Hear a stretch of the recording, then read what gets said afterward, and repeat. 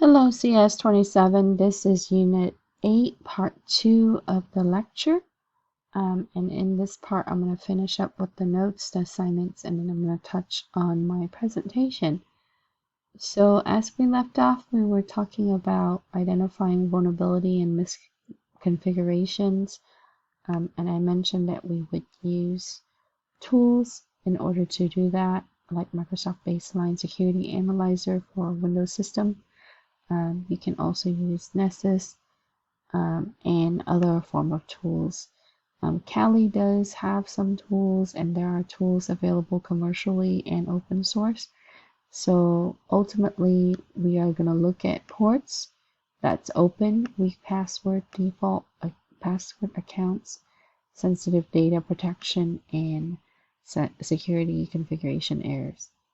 So to test the security, you can scan without exploiting vulnerability using passive testing tools. So now pen testing, if you're using exploit kits, those EKs, usually some of them are non-passive. So just keep in mind that exploitation kits are not always passive. The majority of them are non-passive. So take a look at the type tools that you're using. That's important. And we would only perform pen testing with the written permission, and we want to set up the scope of our pen testing areas. Then we want to look at the security controls. So we want to look at the lack of security control when we evaluate. So false positive is when your scan indicates a vulnerability and it does not exist.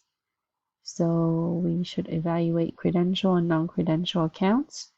And credential accounts has access to the internal network system. And so we should start with the credential accounts. Okay. And you can look at different groups of user accounts, the level of privileges and the rights for those groups. That's very important, especially the higher ones for the managers, the administrators, etc. And in the case where we have to fulfill compliance, the configuration compliance scanner, we need to verify that the system is configured properly using files to identify proper configuration for the system. Many compliance bodies like HIPAA require that you use encryption for transferring data, for data storage, etc.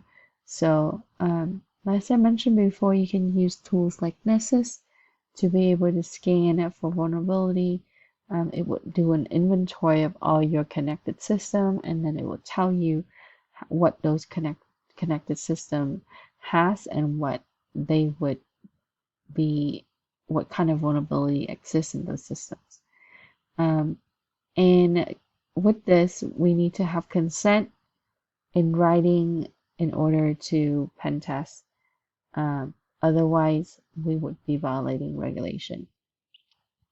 Written rule of engagement document when hiring outside professionals. So when you have a contract, that would entail the written rules of engagement.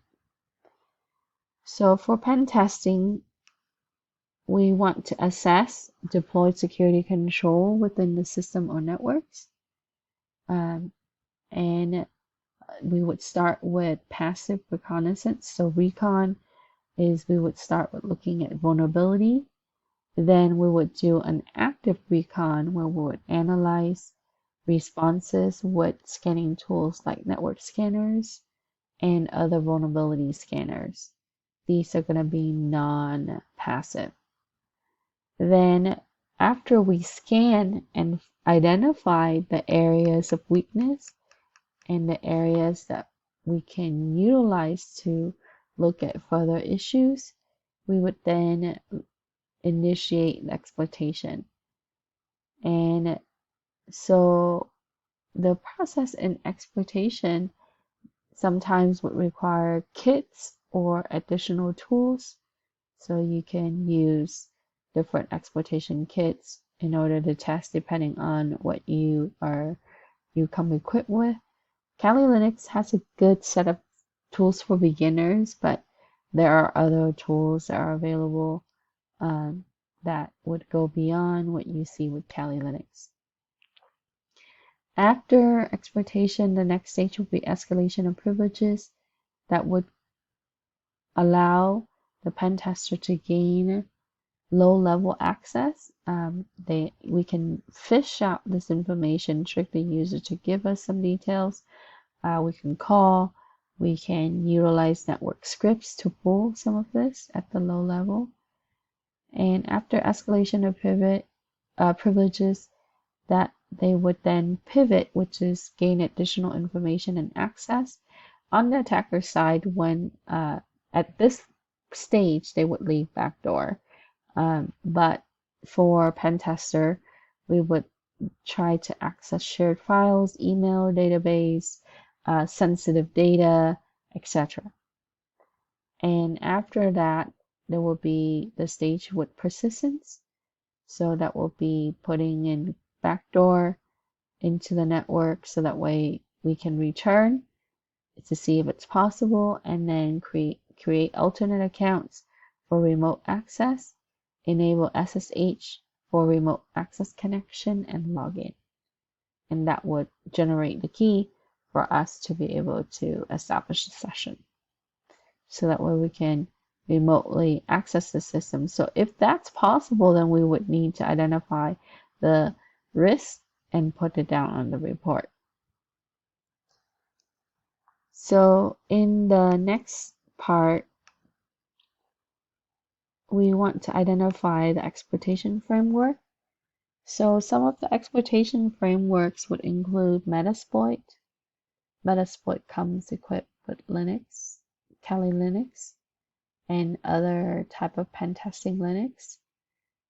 Browser exploitation framework, Beef. Web application attack and audit framework. So these are some of the frameworks for exploitations, and there are exploitation kits that you would see out in the wild on the internet or via dark web, etc. So those type of exploitation kit have different types of tools, and that will be covered in my presentation. But for the rest of this, it touches on different type of testing box, white, gray, black. And black box testing, this is when testers have no knowledge of the environment prior to the test. That would be the same type, the same level as if someone was attacking from the outside and know very little about the network or the infrastructure.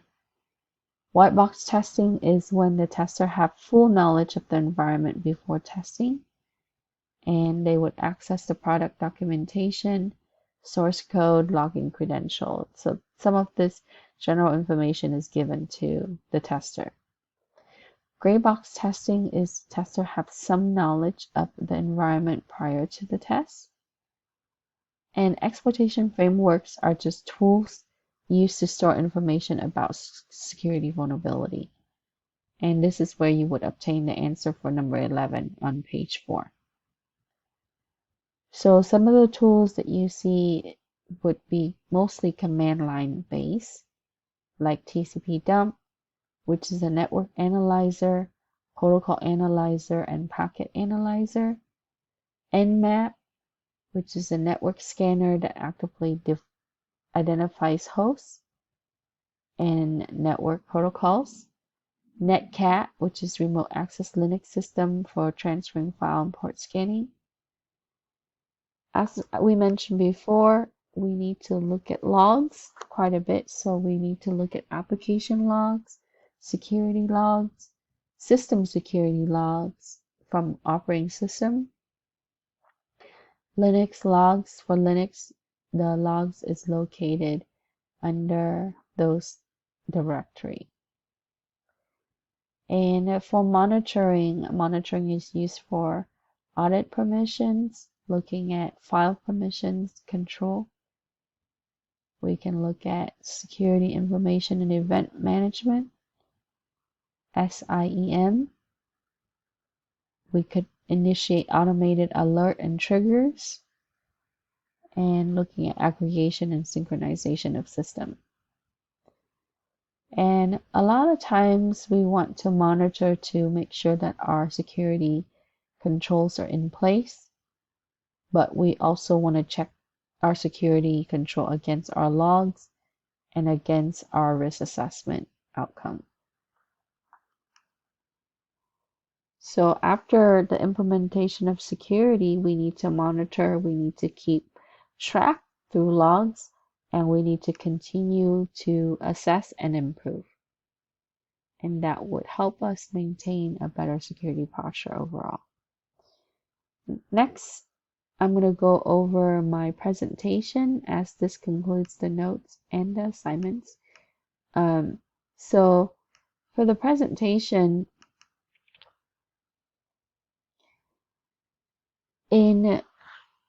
I wanted to utilize this opportunity to share with you the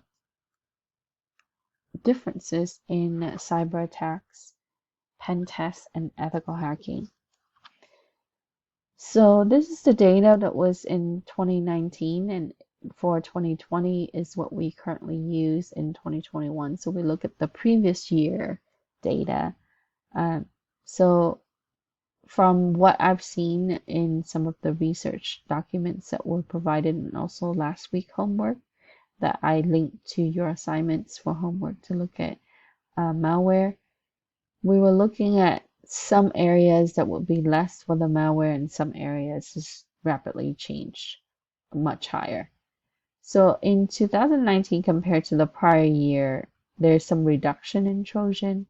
Hacking tools are always escalating higher. Backdoor is less. Hijackers are less.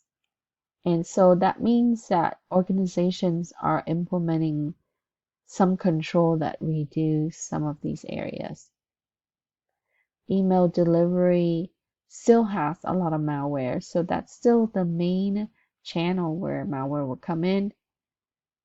And companies are still exposing critical data because they're not properly training their people, and there's some still lacking a lot of the measures.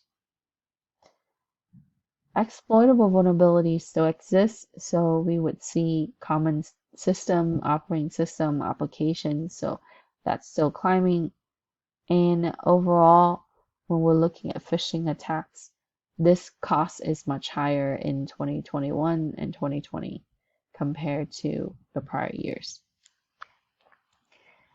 So the areas that we have to look at is the climb of Mac OS, because there are more devices that would be utilized by the user that would run this operating system. Prior to that, we would see more Windows OS. So the main operating system that's highly impacted is Windows OS and Mac OS. And now Android has some play in this, but as far as the assessment from those earlier years, we would see that those are the primary. Steganography is a way to hide malicious code, and this is used with web skimmers. With web skimmers, they would use exploit kits and malvertisement and redirection campaigns, and it would look something like that. Now, the exploit kits change over time, but there are some traditional well-known exploit kits. So in 2019, these are the exploit kits: Underminer, Grandsoft, Rig, Magnitude, Fallout, and there are newer kits now. So if you're looking at the common kits, there are research results that found from different security companies. They put together a list of found exploit kits or discovered exploit kit from the wild. And the target entities, usually these are the type of sector. So you got people in general, and then there's some healthcare, government, cryptocurrency exchange, that's always big, education, finance, law enforcement, airport, and in bottom of the list there, you would see job seeking, because the job seeking website is tied to the database, which hold a lot of important private information of individuals. So for the users, from a user perspective, to improve security, we need to look at the personal apps and how to reduce that. So uninstall, disable the apps that you don't use. Use multi-factor authentication, not just password or PIN. You need to update firmware, especially for your wirelesspreneur and IoT devices. And for the user in general, they should look at the security before purchasing certain technology. Delete emails from unknown sources. Do not open, right? And that's one of the tricky area, even for technical people or IT security people, they fall into the trick. Update mobile devices and systems, so run regular updates. Encryption attack are growing, so there is no true security. So encryption is being attacked. So essentially, giving time and resources, nothing is 100% safe. Monitor network and systems regularly, especially for home use. Everything that we use now have smart components, and so it's important that we take a look at that. All access point must be authenticated and strictly authorized. So your access point, your wireless router, make sure that we protect those areas, and also your endpoints, which are your system. Avoid public Wi-Fi who can really see you. So who are your attackers? We got script kiddies, we got white hat, and script kiddies, we talked about that last time, where they would obtain tools via the internet, dark web.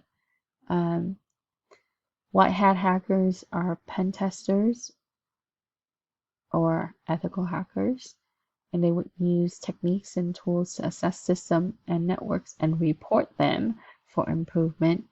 Black hat hackers, they build tools to circumvent networks and systems with malicious intent. Gray hat hackers, they have no true malicious or benevolent intention. Green hat hackers strive to become full-blown hacker, and they seek information and resources. Red hat hackers, they report and defeat malicious hackers. Blue hat hackers they have no desire to learn, attempt, or attack enemies. So the difference between ethical hacking and pen testing is that pen testing focus only on discovering vulnerability, risk, and target environment with the purpose of securing and taking control of the system. Ethical hacking covers all the hacking techniques and other associated computer attack techniques, along with discovering the security flaws, vulnerabilities, and ensuring security of the target system. So ethical hacking is the umbrella. It entails more, and pen testing would focus on the sub area with vulnerabilities, risk, and target environment, the scope. Pen testing targets respective organization defense. That means looking at network defense, system defense, consisting of all system and its infrastructure. So ethical hacking would be beyond the system, but with permission in order to safeguard security for the future purpose. It is the umbrella of pen testing, and pen testing is one of the features of ethical hacking. So for the pen tester, they need to have comprehensive knowledge of everything rather than only specific area. The tester would have inputs of pen testing that can be performed. Accessibility is required only for the part of the tester performing the pen test. And paperwork is less compared to ethical hacker. and to perform pen testing that will be less time required. For the ethical hacker, they need to have comprehensive knowledge of software programming as well as hardware. Ethical hacker needs to be an expert on report writing, and they would also need to be understanding the subject that would be in the ethical hacking area. So certification would probably be best to really start your ground. We require detailed paperwork and legal agreement. Ethical hacking involves a lot of time, effort, and require a whole range of accessibility of all systems and infrastructure. So the phase in intrusion would be, it would start with recon. So they would analyze the target. So they would use scanners, sniffers, and scripts. And to combat this, the administrator, the security people need to know network security and have network security measure. Then in phase 2, they would initialize exploitation, or it's known as intrusion, using spear phishing, SQL injection, infecting email, or tainted removable media. And to combat this, apply security policies, procedure and practices, and monitor network traffic. Phase 3 and 4. Phase 3 would be establish persistence. That is when attacker or tester would gain additional access, privileges, and control. And to combat that, we would control external channel and remove the open port or pathway to our systems. And in stage 4, they would move laterally to find key pieces of the mission, sensitive data, database, servers, etc. To combat, we would monitor logs, limit administrator privileges, segment the network, isolate essential data. And phase 5 of intrusion is to collect and exploit. They would compromise network or system, take data, leak information, and leave. And to combat this, we want to continually improve the defense systems, implementing policies and procedures, and look at all logs to make sure that we find malicious activity. So for ethical hacking, if we're looking at the phases, we would look at the purpose in discovering vulnerability, identifying security issues, and this is the effort in supporting business to have knowledge of the IT security. And so for the ethical hacker would intentionally or unintentionally disclose information, confidential information to the other party, depending on the contract. Now, it is imperative that they would perform the job defensively to minimize compromising the client system or network. So it's important to understand the code of ethics. Always obtain permission before any ethical hacking commitment. Before performing any ethical hacking, make sure that you understand the nature and the characteristic of the client systems, network, and requirements. Before or during ethical hacking, we need to determine the sensitivity, the confidentiality of the information that's involved. During and after ethical hacking, maintain transparency with the client. While performing ethical hacking, do not go beyond the limit that's set by the client. And after performing ethical hacking, never disclose the client information to other entities. So here are the common rules: no hacking enemies, no unauthorized hacking, no exceeding the authorized hacking scope, no hacking friends, neighbors, and acquaintances. Always report vulnerability, risks, and threats. And in pen testing methodology, pen testing is a process that would conduct in-depth security assessment or audit. The methodology is the set of rules, practices, and procedure that's pursued and implemented during the course of information security audit program.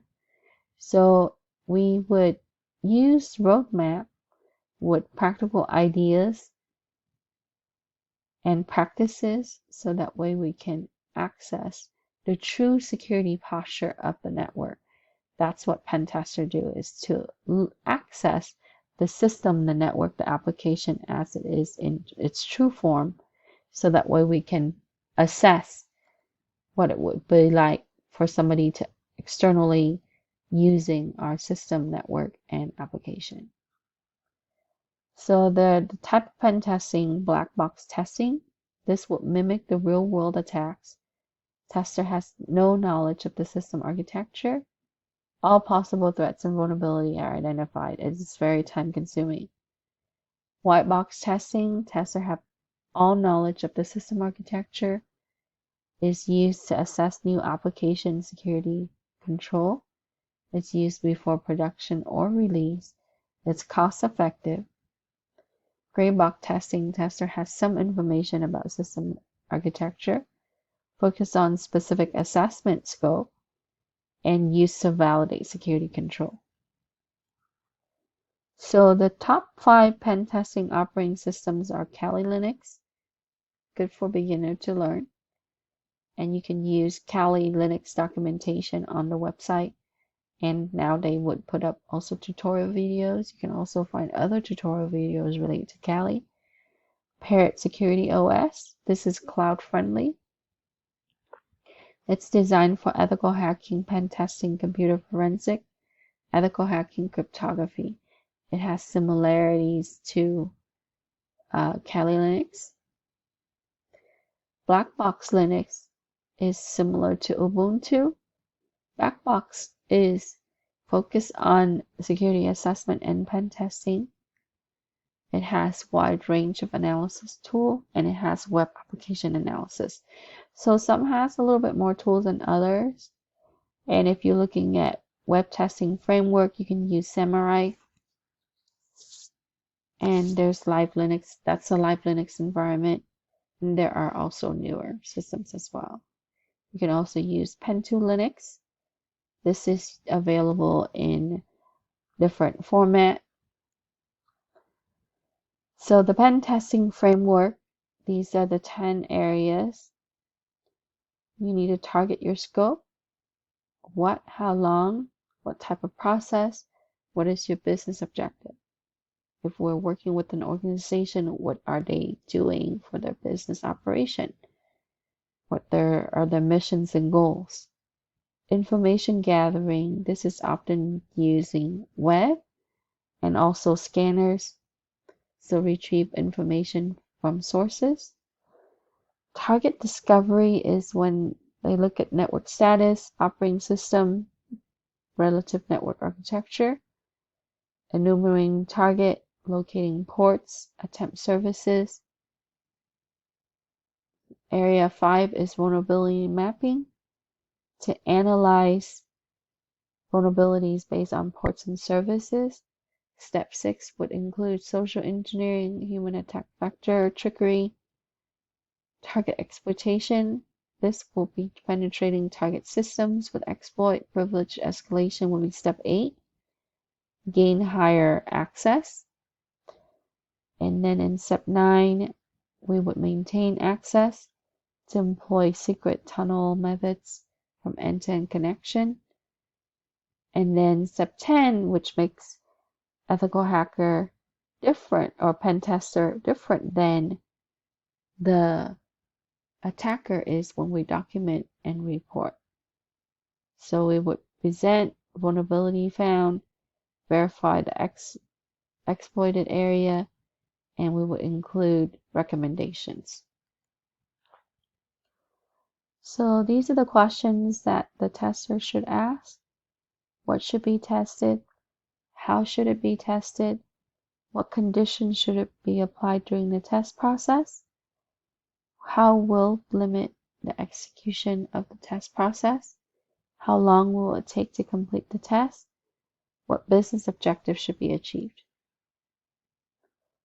So here are some areas you can retrieve information from: web forums, bulletin boards, news groups, articles, blogs, social networks, commercial websites, WHOIS database, and dark web. In target discovery, we can use passive scan to look at, and we can also use scanner to look at network status, operating systems, network architecture. And in the active scan, a lot of the times we'll be able to find OS, open ports, etc. And here are some tools that we would look at to look at the target. We can use ping to see if the system is connected. We can do rping, and that will ping the host in the network using a ARP request. And we can use IP or MAC address. We can use fping, and that would send echo requests to several hosts at once. We can use hping3 to test firewall rule, intrusion detection system, and exploit vulnerability. We can also try to obtain NetBIOS information. This is used to identify system using NetBIOS protocol for OpenShare. And the command in Windows is what is known as NetBStat. You can use the option R with that to list the names of the broadcasts of Windows, of WINS, which is Windows Internet Name Service, for the old legacy system. And this is used to scan target in the range of NetBIOS information, MAC address, and server information. And all Windows Server, even modern operating system, would usually have NetBIOS information. Target enumeration, you can use Wireshark. You can use P0off. You can use Nmap or ZenMap. Target scanner, you can use Nessus or Unicorn. And in Unicorn, that would be a Linux tool. You would have to use terminal command line. You can use AMAP, which identify applications if they're running on a different port, and also Linux terminal-based application or tool. Vulnerabilities, we look at weakness in software and hardware and how it's implementing, whether we have glitches that could be found or improper configuration and deployment of system. In target exploitation, we look at pre-exploitation stage where we define scope and metrics. And in the exploitation stage, that will be enumerations and evasions, tailoring attacks. Exploitation, that would determine the value of the machine that's compromised. And in the post-exploitation stage, we would look at how we can maintain control of the machine for later use. And these are some of the references that I use, along with some materials that I have previously came up with in the past. So I hope you enjoyed this presentation, and this concludes my video for part 2 in Unit 8 lecture. Thank you for watching, and please watch the lab video for lab information.